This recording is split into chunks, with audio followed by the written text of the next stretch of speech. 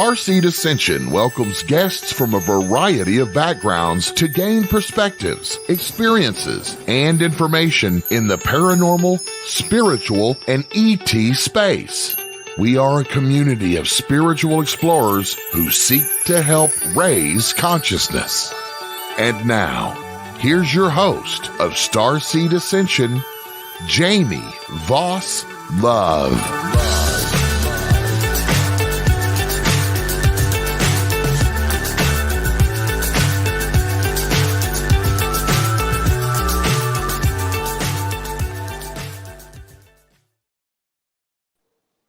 Hello and welcome back to Starseed Ascension. I am your host, Jamie Voss Love, and tonight we have with us another very special guest. So tonight's guest is a Galactic Contact Expert and representative to the Galactic Federation and the Ashtar Command. And her work has been featured in prominent media such as Channel 7, Channel 10, Radio Fremantle, and Coast to Coast with George Noory. She is a trailblazer in the field of galactic consciousness with endorsements from experts in the UAP and UFO research, such as Avi Loeb. And she is connected to over 20 unique galactic races and has taught thousands of others to do the same. And so her vision is a peaceful open contact by 2027 with a mission to lead global level awakening. So she leads visionary entrepreneurs into discovering their galactic soul family through luxury galactic retreats. Sounds awesome. And she is the host of First Contact. So please welcome tonight our special guest, Eesha Patel. Hi, Jamie. Thank you for having me on today. Thank you for joining. And again, good morning. Eesha's from Australia today. And yeah, we're so happy for you to be here. Yeah, of course. There's no way I'd rather be first thing in the morning. Just diving into the galactic space. I love it. Well, I left this part out of the introduction, but I know that you had an awakening experience in 2015. So I'd love to just kind of start there where it all began for you. If you could share a little bit about that. Yeah, absolutely. So in 2015, as these things sometimes go, I was coming off the back end of a few transient things in my life. So a relationship was coming to an end. I was contemplating my career. Kind of felt like everything was sort of up in the air at that point. And that was around the time that the Arcturian Council of Light decided it was a good time to make contact. So I was just lying in bed one night and I had a spontaneous channeling experience. And these beings came through to me. And the first group, actually, they called themselves the Mayan Elders. And then shortly after that, it was the Council of Light, which I later realized is the Arcturian Council of Light.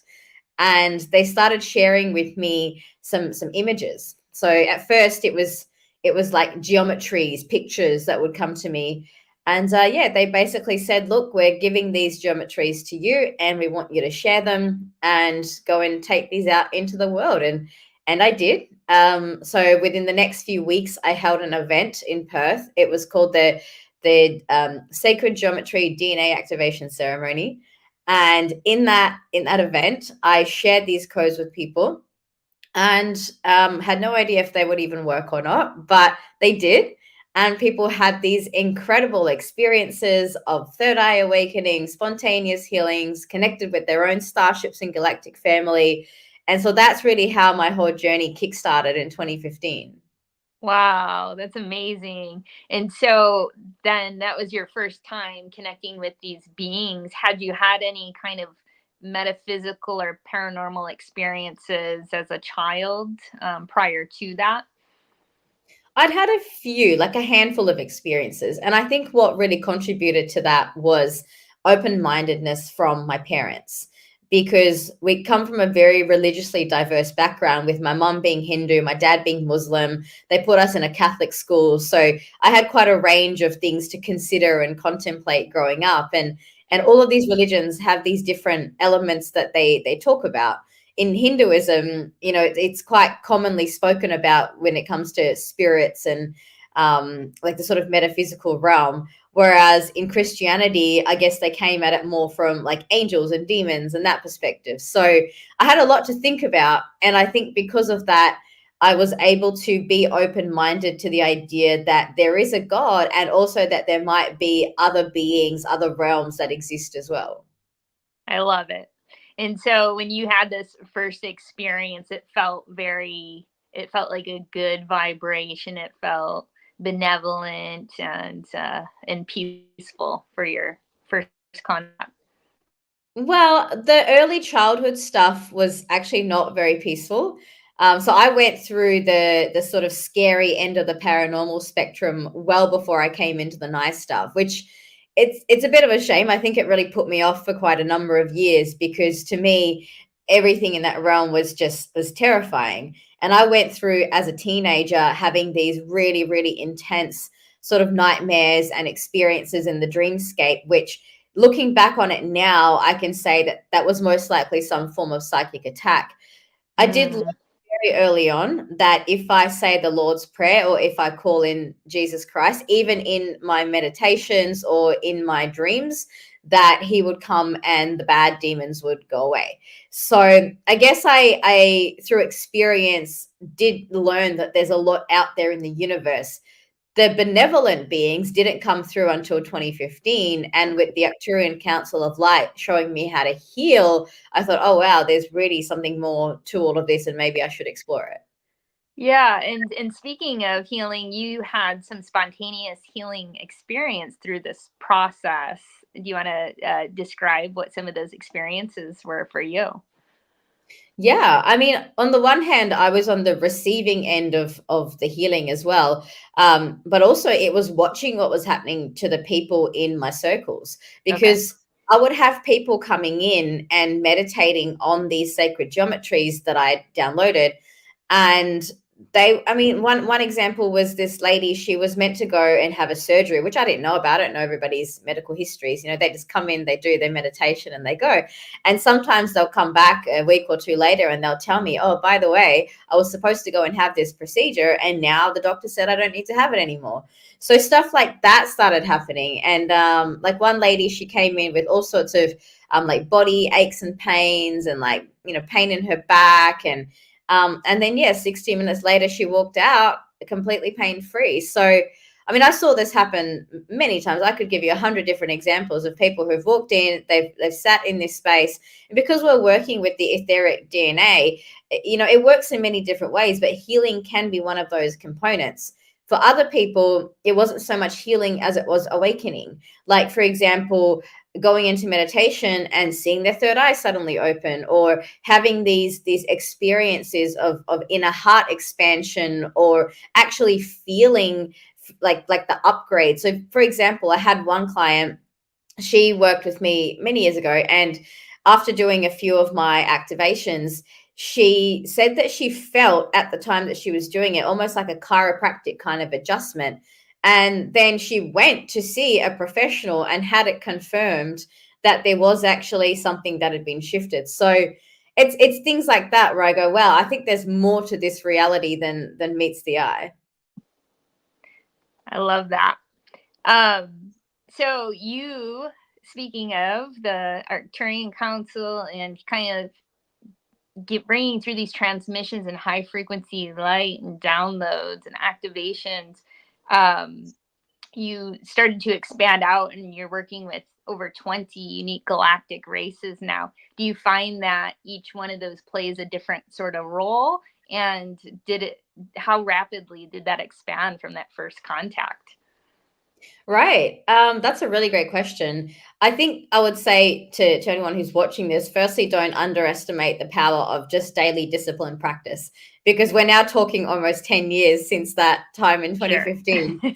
And it's really, I don't think it happened overnight. Some of it did, to be fair, some of it literally happened overnight, but the rest of it that unfolded after that, it was a very slow and dedicated process of sitting down every day, activating my light body, and going into that meditative space. So after the Arcturians, it was, I think it was the Pleiadians that I met after that. And then it was pretty much just those two for a while, like for I don't know, maybe a year or 2 years or something. At least a year, I would say. And then I met Ashtar from the Galactic Federation. And that's at that point I started connecting in with some of my soul aspects. And from there, I saw a much more rapid expansion into differing races and also just different beings as well, which I can go into more detail if you like. Absolutely. So one thing that was really helpful for me was strengthening the higher self connection as a starting point. I always say to people, look, before you go trying to connect with Ashtar or the Arcturians or whatever, get that connection down pat. And I was quite lucky actually because, well, I say lucky, divinely orchestrated, however you want to look at that. But prior to 2015, I had been working with a spiritual mentor and she had taught me how to activate my Merkaba light body. Now, I had only signed up to work with her because I was experiencing all the paranormal activity as a teenager and I was freaking out. So I thought, okay, this will help me to protect my energy field and keep the bad guys away. What I wasn't expecting, and I guess this was a pleasant surprise looking back on it, was that's the very thing that opened me up to then connecting with the higher vibrational energies. So, I mean, you probably know, Jamie, it's all about what you put out is what you get back. And the higher you raise yourself in vibration, the more you connect with the benevolent energies. So for me, it was a process of really opening up my heart, clearing my chakras, cleansing out those blockages that I had. And when I did all of that deep work, it left space for that connection to be meeting at a higher level. And so the beings that were now connecting with me were beings like Ashtar and Arcturians and Pleiadians instead of weird entities in my meditation. So I think it really served a purpose to lift the vibration. Instead of turning the connection off, it was changing the actual beings that I was connecting to. And so going from those initial connections into then branching out into discovering my soul aspects, that was really the next sort of pivotal moment for me, where I realized that a lot of these beings, they're not even outside of me. They're just me. It's like me, but like other versions of me on other planets, in other dimensions. And there was one particular one that I connected with around the same time that I connected with Ashtar, and her name is Lily. And she's a fifth dimensional soul aspect of mine who is a commander on a starship called the Arutera, which is part of the Federation fleet. So when I connected with Lily, something really interesting happened because now I had a direct line of connection in a way that I could then communicate more easily to the beings in these other realms. So now instead of Eesha connecting to all of these different beings, it was Eesha through Lily can now meet all the beings that are part of that contact space. So that, I think that's when things really opened up and I started meeting beings from many different races, and I was more able to make initial contacts more easily because I had this connection first with my higher self, then with my soul aspect, and then branching out into everything else. I love that. That Merkaba is really like your personal light ship. Absolutely. Yeah. So do you recognize then now, like after connecting at least once, but I'm sure there's been several times with each particular race and an energy source, do you recognize the energy frequency now right away when they come to you to share a message or a download? Yeah, and the discernment of those different beings has been quite the journey in and of itself, because at the start I always perceive things in color, and everyone receives messages and connections differently. That's one thing Sure. I always say is if you're not visual, that's okay, but for me it was colors that came through. And you probably know this, Jamie, I mean, there's so many beings out there all just in the spectrum of blue. Like you've got Arcturian blue, you've got Pleiadians in their spectrum of blue, you've got Ashtar with his blue. And so I'm getting all these blue energies, Archangel Michael, even the angelic realms coming in. And so it really was a process of sitting down and just really tuning in to the specific frequencies. And even more specific is not just generalizing with Arcturians, Pleiadians, or whole races, but going down to the level of like really refining into, I'm speaking with Mira from the Pleiadian High Council, or I'm connecting with Anashita from Arcturus.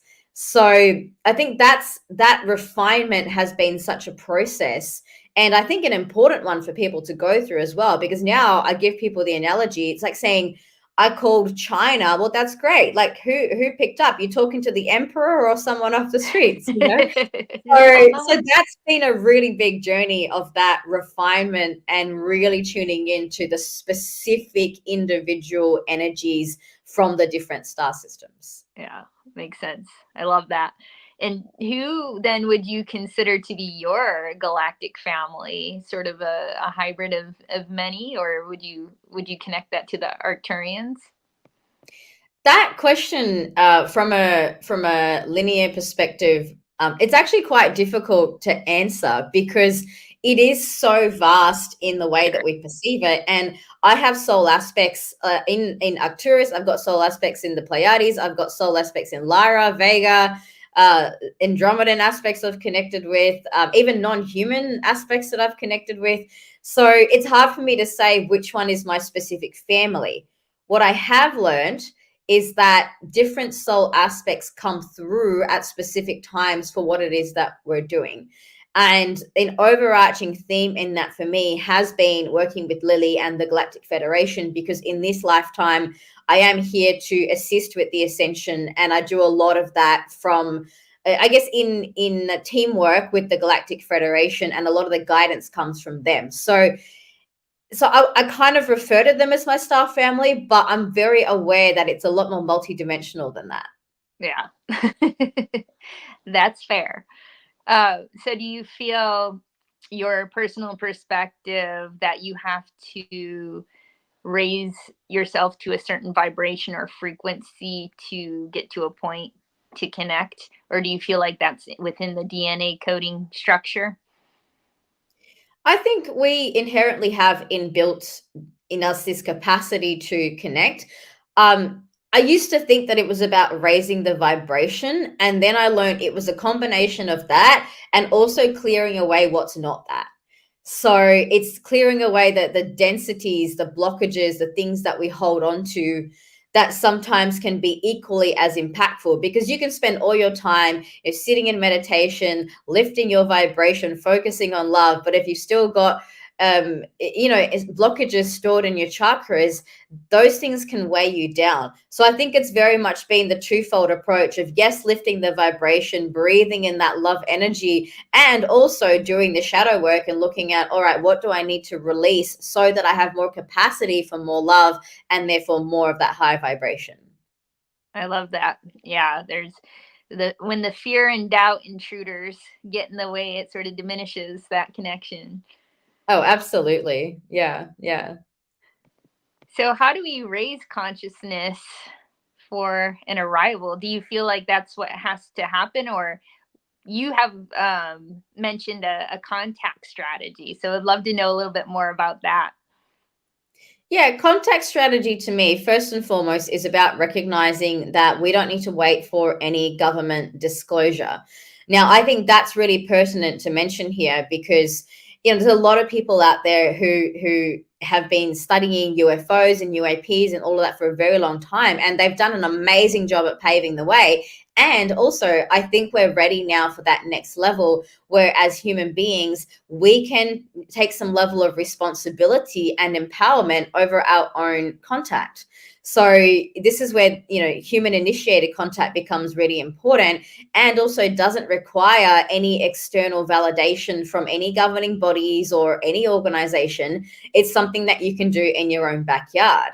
And I believe that when it comes to raising the collective consciousness and the vibration, I mean, they've said to me for years, if we had just 1% of the population meditating and consciously initiating contact, we would see a massive global shift in consciousness and open contact.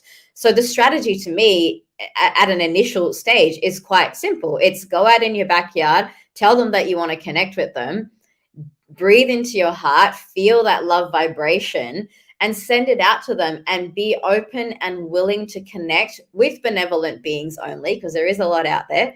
connecting in with all that love and that support that they're willing to offer us as well, and really inviting that into our lives for the betterment of the entire human race. That's beautiful. Beautiful. I love it. Calling their names, calling them in, inviting them in. And so then, working in the UAP UFO space, which I know is sort of intertwined, in the galactic communications and consciousness space as well. How do you feel we bridge that gap between sort of science minded and more spirit and galactic consciousness minded? And that's really the sort of next steps of that strategy. I mean, the first one is just going out into your backyard and connecting, but then it's the systemic change that needs to happen alongside that as well. And I think that comes down to really taking a good hard look at the facts that are out there and not being dismissive of people's experiences. I think one of the things that happens in the scientific community is they go, well, there's no formal research on it. And yet then you've got publications that will have 3,000 to 4,000 people claiming that they've had these experiences that have been documented, and you can see similarities between them. So there is plenty of research out there. There's plenty of evidence out there. And I think it's really up to us to be more open-minded in assessing all of the data and acknowledging that one person's experience is data. To me, that is scientific. If somebody says to me, well, I went out in my backyard and I saw something that wasn't a satellite, that wasn't a star, that wasn't an airplane, it was moving and had these anomalous movement patterns, I wouldn't just dismiss it and say the person's crazy. I would say, well, maybe there's something to be looked at that we don't know. And I think embracing the unknown is going to be pivotal in actually moving forward as a human race. Because as long as we stay in the familiar and the comfortable and we get attached to our identities, I think that's where we create a lot of blockages. So yeah, it's just, bridging the worlds. It's about looking at the facts, but also there are so many people out there who just have experiences all the time. Start listening, open your eyes, open your ears, listen to what people have to say, step into their shoes for a moment. No one can tell me that my experience wasn't real. So, it's really just looking at the identity shifts that need to happen within us, and creating a space as well for those conversations to be had in a safe way, so that people can really step forward and present all of the evidence that's available to us. Yeah, definitely. I think that's wonderful. And especially because sometimes when certain information is brought up, there can be a wall and a complete shut off to not even open to the potential of listening, right? Like you said, or even acknowledging that somebody may have had this beautiful, enlightening experience. So, yeah, we have some work to do in that space. Yeah, and I think one of the biggest shifts that people, ideally would embrace willingly is it's going to be an identity shift, because one of the big things that as a human race we know, or I say know loosely, but we believe to be true, is that we're the only beings in the universe. And as humans, we are, the apex predators. Everything else is within our sort of control. And so the idea that there could be civilizations, not only the fact that they exist, but they could be more advanced than us and we're suddenly no longer the top dog, I think that's going to be quite a big identity shift for a lot of people. So I think, if we're really going to roll this out in a smooth, loving, peaceful way, we really need, leaders of corporate entities and religious entities and, community group leaders to really start talking about and sharing these conversations amongst their people, to start embracing and preparing the population for this idea that maybe we're not as the top dog as we think we are. And that's going to take time for people to digest. And the more that we start that now, the more that these community leaders take it upon themselves to start having these conversations and to reassure their communities as well that everything's going to be okay. I think there's something to be said for the preparation, the stones that need to be laid ahead of the big announcement that's going to help all of this happen in a much more loving and kind way for the human population. Definitely. Well, we can't wait to hear some more. We're going to go to a quick break and then we'll expound on that. While most near-death experiencers return to this plane of existence with alluring tales of their time spent in the presence of the divine, what happens when one crosses the veil into the afterlife, into the void? In the new book, Dying to Meet Them, Mindy Toutfest describes her journey to the afterlife after a devastating aneurysm, how a strange turn of events would lead her to spiritual growth, divine healing, UFO experiences, and a greater understanding of the universe. Get your copy of Dying to Meet Them today at Amazon.com or visit unxmedia.com for more information on this book and more amazing selections from UnX Media Publishing at unxmedia.com.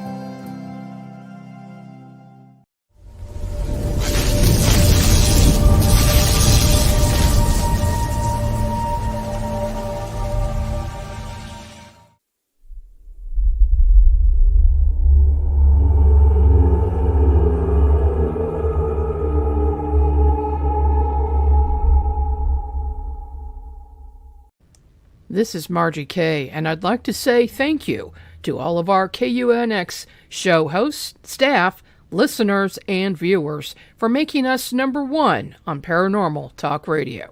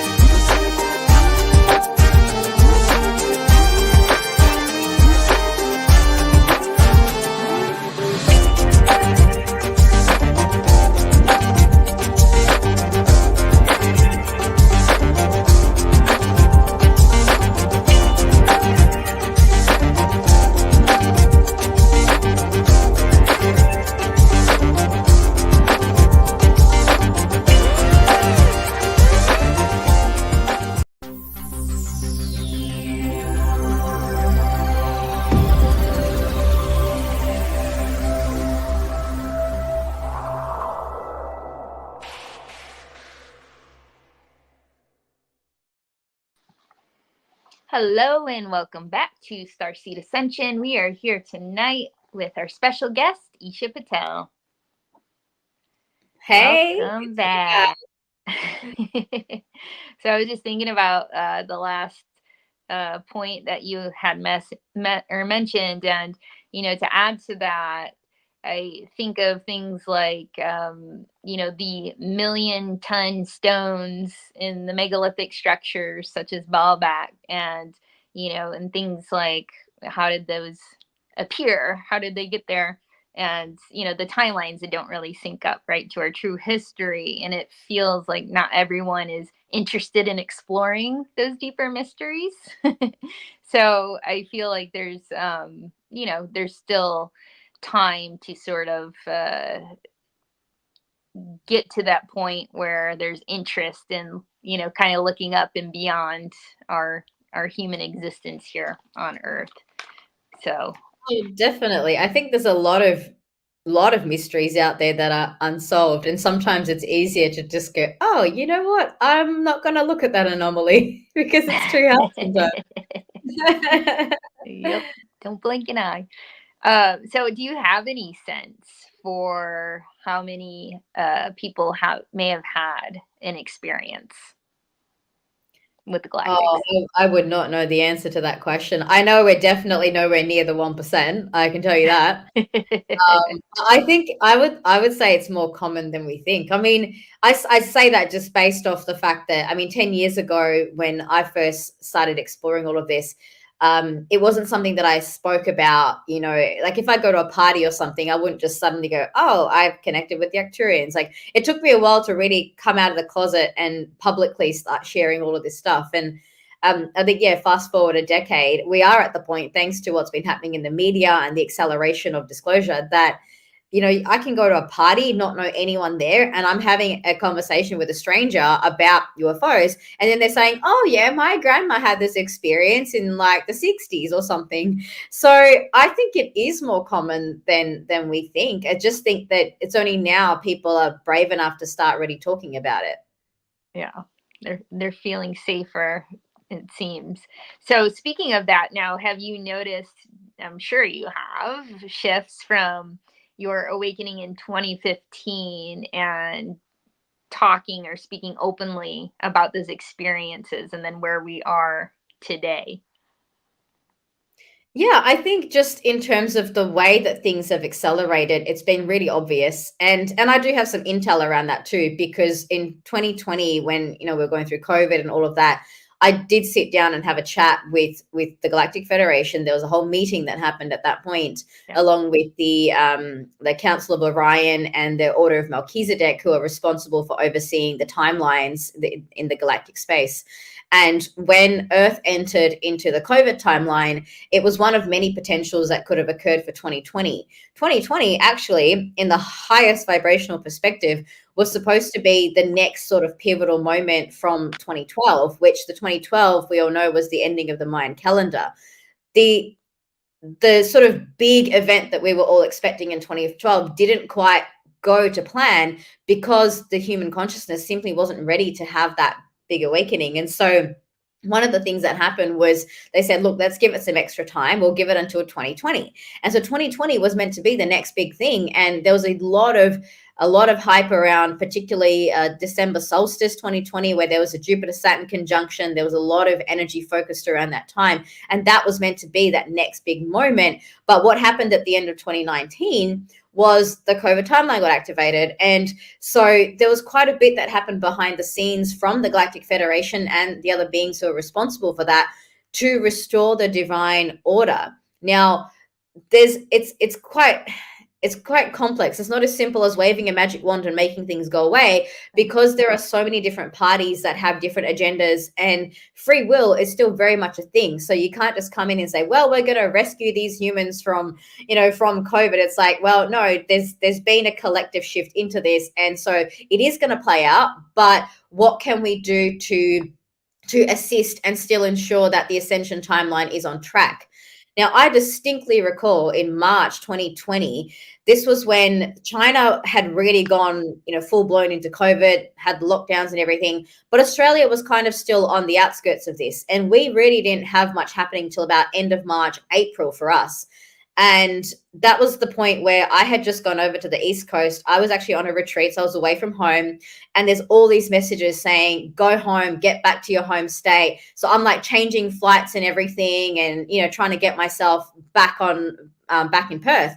And I recall one of those mornings waking up and feeling the timeline, that original timeline, completely wink out of existence, for good, gone. And that was the ascension timeline that I'd been following since 2015. So from 2015 to 2020, I'd been seeing and feeling and noticing that specific timeline, and all of my work was geared up towards that, thinking that that was a track that we were on. Then March 2020 comes, that timeline goes completely out of existence, and it was the most uncomfortable 48 hours of my life, because I felt the uncertainty, not just on Earth, but even coming in from that timeline perspective, not knowing like what's going to be the next thing. And of course, then, you know, the galactic families step in and there's conversations and councils that get together and there's all sorts of things that happen behind the scenes. And then about 48 hours later, a new ascension timeline came into place that was almost equivalent, but not the same. And so there was an adjustment that happened. And those of us who have been working, you know, from that galactic perspective for a while, a lot of us were called to pivot quite quickly. And I was one of those people that just got told, drop everything that you've been doing for 5 years. Here's your new path. And I was like, you've got to be kidding me. Like, I'd spent 5 years building up the studio in Perth, doing my workshops and my classes and like all of this stuff. And suddenly it was like, stop, drop, move over. And you know, not everyone can embrace that so quickly because it literally was an overnight change, much similar to what I experienced in 2015. It was like, here's another really sudden shift, get on board, here's a new plan. And so I came home, I closed down my studio, I moved interstate, like everything happened very quickly after that. But that was the new timeline. That's where I needed to be. And one of the things that came through as a message at that time was that disclosure was going to be accelerated. Now, up until that point, I really had nothing to do with the ufology side of the spectrum at all. I was all up in the spiritual end of it, just focusing on ascension and 5D and New Earth. And then, yeah, when all of that happened, they said to me, look, you're going to be changing gears. We want you to bridge the world between the ufology side of things and the spiritual side of things. And so, yeah, so that's when I shifted my business, I shifted my location, everything changed. And around that time was when just a lot happened media-wise in the UFO space. So Ross Coulthart came out with his book, In Plain Sight. Then there was a series on Netflix. There was, I remember seeing Avi Loeb on our Channel 7 Sunrise. Like there were a lot of things that happened in quick succession, which I thought, geez, this never would have happened 5 years ago. So I saw, after receiving that message from the Galactic Federation, I saw the changes happen within just a matter of months. And then they said to me, Eesha, we'd like you to start the First Contact podcast. And that's how I got into bridging the world between the spirituality, the science, the UFO, UAP, bringing all of that together to really help people understand that the conversations are two sides of the same coin. Definitely. I love that. Yeah. And just like you said, we are the disclosure, the ones having the contact, which is so beautiful. And so do you feel, so I felt that shift as well that you're speaking of in 2020. So definitely went through that like sudden pivot. Are you feeling another shift now? I have felt one going into 2025, but not as dramatic or drastic as what we experienced. And one of the things that, because I work a little bit with the Great Brotherhood of White Light, working with the Divine Order templates and doing some planetary grid works and things of that nature as well. And one of the things that we're really going for is a smooth transition. What happened in 2020 was more dramatic than what we would have liked it to have been. And when I say we, I'm speaking on behalf of the councils that are navigating these transitions with us. And it's really the there's a couple of things at play here. One is the human consciousness, the collective, ready to go through that high vibrational experience? Or are there still enough vibrations anchored on Earth and within the people on Earth that we need to go through some of these more difficult experiences? I do feel like this next shift is going to be smoother. And I think we have, thanks to everything that's happened between 2020 and where we are here today in 2024, all of that has resulted in a lifting of consciousness. And because of that, there's a bigger likelihood that we're not going to go through exactly what we went through before. And I've just got fingers crossed that remains the case, because I just think, you know, what happened in 2020, it was very polarizing. And do you want me to go into the dimensional shift that happened as well? We can talk about that. Yeah. So we're in the 3D, right? And a lot of people talk about the 5D ascension. What happened in 2020 is there was quite a period of several months, maybe more, where we were deeply anchored in the 4D. And the 4D is very much based in duality and it's very polarizing. We saw that play out because we had people awakening like popcorn popping out of nowhere. But at the same time, we had a lot of distress, a lot of trauma, and that's classic 4D. In the 4D, because you've got anything and everything can happen. It's not a stable vibration. It's one of the reasons why Gaia has chosen to move from 3D to 5D and almost skip past the 4D for the most part. But yeah, because of the COVID timeline, we did anchor in the 4D a lot more than we would have liked. And as a result of that, we did see the polarity playing out. Now, the timeline that we're headed on for the moment, I think there's a potential that we can go now from the higher 4D frequencies into the 5D, but there's always an element of conscious choice. No one can come in and just say, oh, we're going to wave a magic wand and now you're in 5D. It's like each individual person has to still choose this journey. And whether that's choosing it by staying or choosing it by leaving, which some souls are doing, there are many choices that we have available to us. And collectively, there is always going to be that free will. So if anything, it's a message or a reminder to people that all the potentials are available to us. It's a matter of what we choose. To me, that feels empowering, because I know that, well, my fate, of in the planet's ascension, it's up to me. It's up to me. I actually get to have that say. I get to choose that. And so the more of us that drop into our hearts and we willingly choose a smoother transition, a peaceful open contact, the more likely it is that we, through our own consciousness, will be the ones co-creating that. I love it. And so do you feel then it's not, even though we have an individual choice, it's not like one person just ascending to that higher consciousness. It takes a certain amount in the collective to hold that frequency together.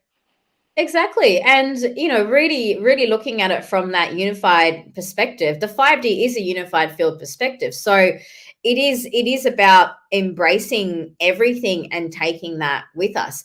Some people have this theory, which I deeply disagree with, this idea of a split Earth where there's going to be two Earths, and the very nature of that theory doesn't make sense. It's a fourth dimensional perspective, because you're talking about duality and split. In the 5D, that split can't happen. It's actually a unified field consciousness. So there's no splitting. It's everything happens together, and it is happening, all of us together as a human race. The only caveat in that is I understand where that perspective comes from, is because some souls are going to choose not to be a part of it. And where do those souls go? Is there going to be another Earth? Not necessarily. And I think that's where the theory isn't 100% accurate, because there will be a space for them to go, but it's not going to be Earth, because Earth is going to be in 5D, and Earth already is in this multidimensional frame. It's just that, the souls will leave this planet Earth and they will have whatever experience they want to have if they don't want to be a part of this level of transition.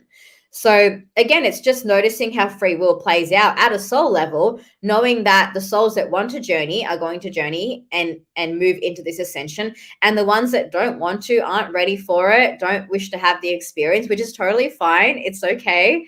They're just going to have a different experience, because you really can't get punished as a soul. I think some people come at it as like, oh, the bad souls are going to go to this other Earth.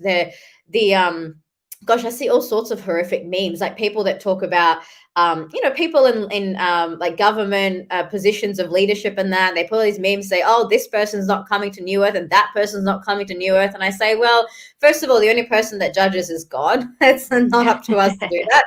And it's not even a judgment. It's just a choice. It's a choice. So when we choose for ourselves a pathway, that's the only thing we need to do. And, for those that are worried about, is my family going to come? Are my friends going to come? Is so-and-so going to join me on the journey? Will my partner come along for the ride?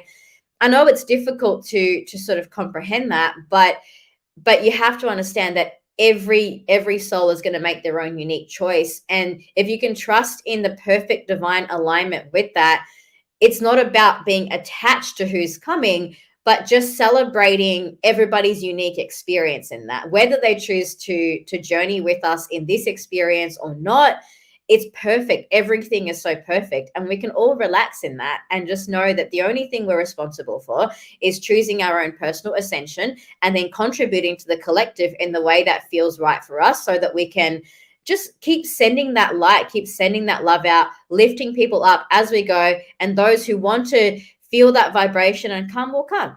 And it's okay. Everything's okay.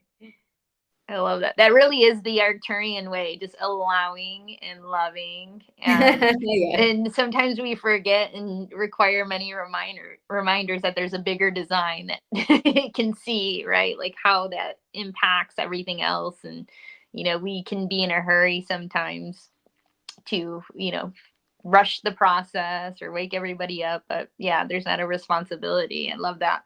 I remember before having a conscious galactic contact, like a spiritual energy coming through and saying, "You must choose. What do you choose?" And I was like, "Yes, yes, yes." But I didn't really know. My soul knew, but my Jamie didn't know at the time what I was signing up for. Yeah. But I'm glad.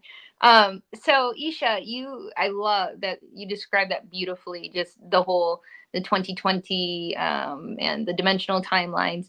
Now, how does that, from your perspective, feed into the 2027 peaceful contact timeline? Right. So that was part of the conversation that we had in these galactic councils. Again, that marker has moved to 2027. Actually, they've moved it a few times, but we have landed on 2027 at this point as a potential. And I say that because, again, there's an element of choice. So when I say I'm holding the vision for 2027 peaceful open contact, my call out to everyone else is, can you hold that vision with me? Because that vision will happen when we choose it. It's not about predictions. Everybody wants a prediction. When will it happen? It'll happen when you choose it. Make it happen.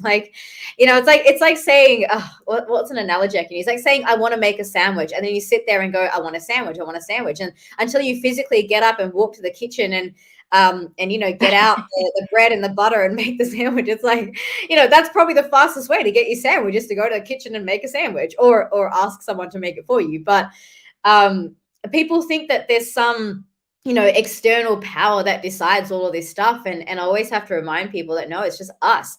Why 2027? Because I've decided that, and I want you to decide that, and anyone who's listening, let's decide that. Because when we choose that and we anchor that vision, we're actually the ones that are going to create it. And this goes a little bit into like law of attraction, manifestation sort of stuff. I've studied manifestation for quite some years as well. And after I manifested the house and the cars and the money and the business and the partner and all the things, I thought, why don't I manifest awakening for the population? But of course, I can't impose my free will on anyone, because that's my choosing. I choose that. But maybe other people can choose it too. And if enough of us choose that for ourselves, then it's absolutely going to be the highest potential and the one that we'll see playing out. So it's a choice for all of us. I love it. It sort of collapses out the other timeline possibilities and just holds it right at 2027. Yeah. All right. Exactly. Well, there you have it. So everybody listening and watching, hold the vision.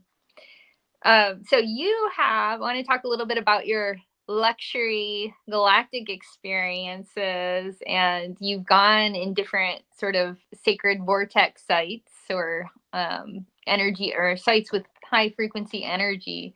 Any sort of wild encounters? Have you, and I didn't even ask you this, but have you seen, of course you worked with light ships, have you seen physical UFOs as well? Yeah. Is that something that occurs when you have these events?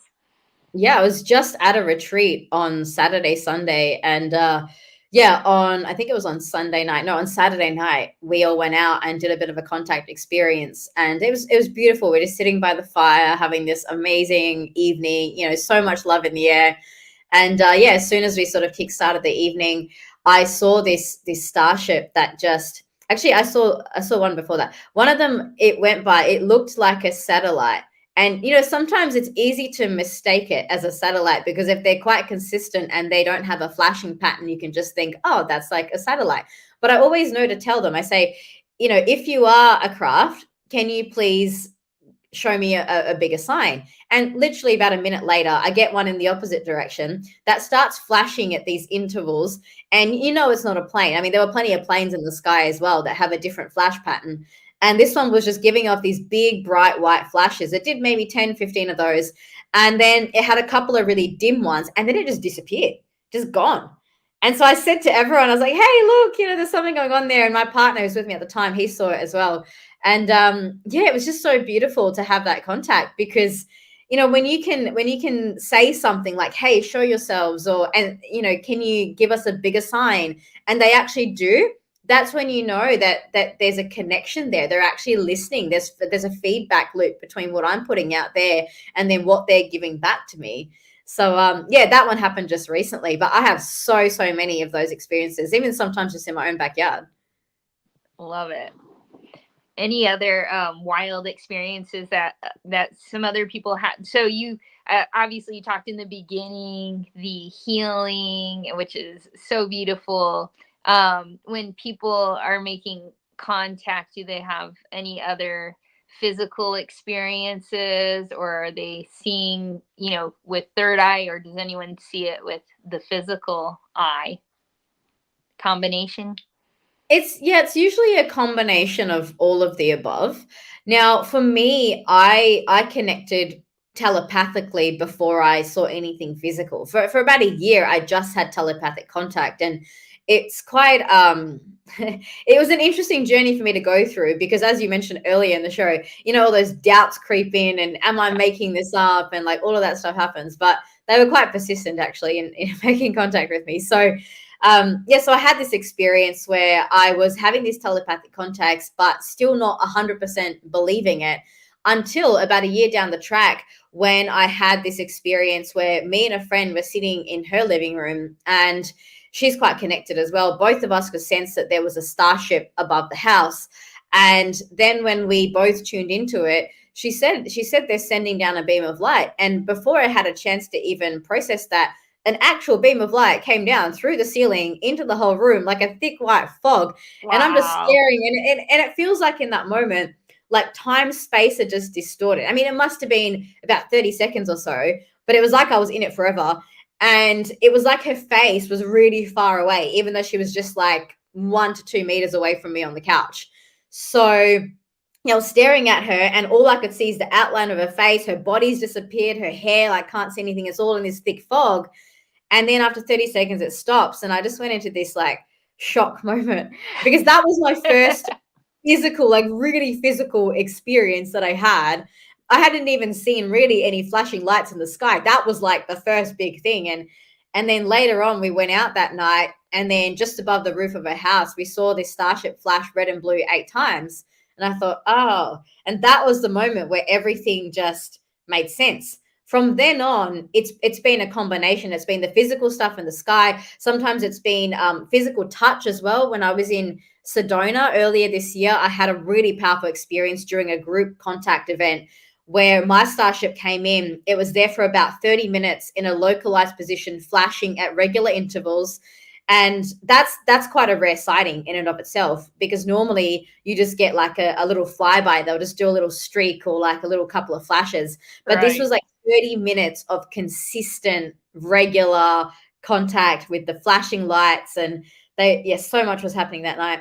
And that day, I also felt my galactic twin flame put his hand on my shoulder, and I physically felt it as if someone was standing behind me. So, yeah, that was pretty cool.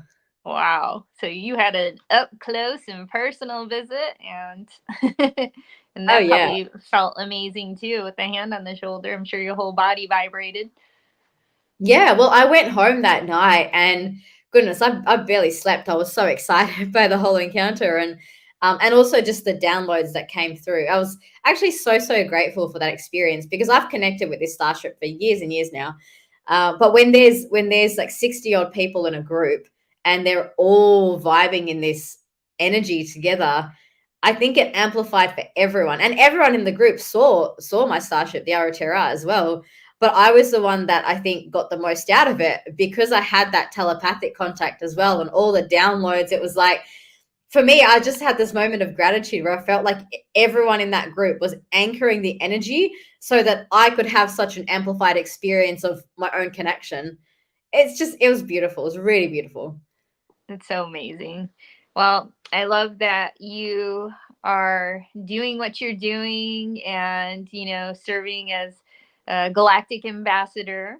And, because they say, I don't know if that's your perspective or not, like they can't really interfere with the process because we do have free will, right? But they can assist and support and share frequencies and galactic packets of data through us, right? Help us remember. Anything else that you feel called to share? We just have a little bit of time left. And if you want to share about your podcast as well, you can do that. Yeah, amazing. Well, I do have a podcast called First Contact. We've interviewed some incredible guests on there.